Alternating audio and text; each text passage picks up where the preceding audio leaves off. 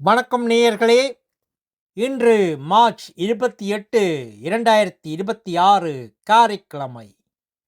Norway Tamil முற்றச் செய்திகளுடன் கதிர். முதலில் தலைப்புச் செய்திகள்.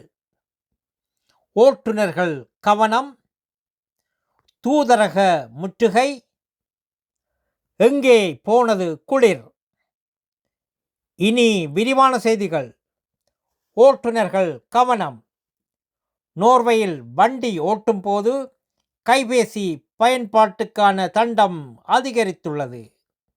உங்கள் பணத்தையும் உயிரையும் காக்க போக்குவரத்தின் போது கைபேசியை தவிர்க்குமாறு அறிவுறுத்தப்படுகிறீர்கள்.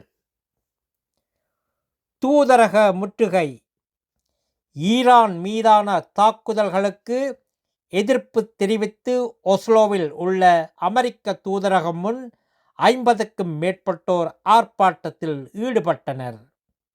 ஈரானியர், பாகிஸ்தானியர், ஈராக்கியர், நோர்வே மக்கள் இணைந்து கண்டனத்தை பதிவு செய்தனர்.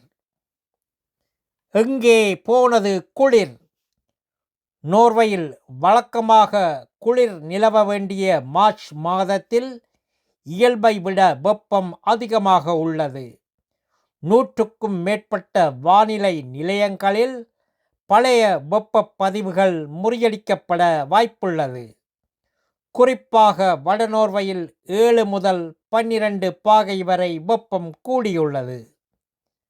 நல்லது நேயர்களே, மேலும் செய்திகளுக்கு நோர்வே தமிழ் முகநூல் பக்கத்தையும் இணையதளத்தையும் பாருங்கள். உலகெங்கிலும் தமிழ், நம் உணர்வெங்கிலும் தமிழ்.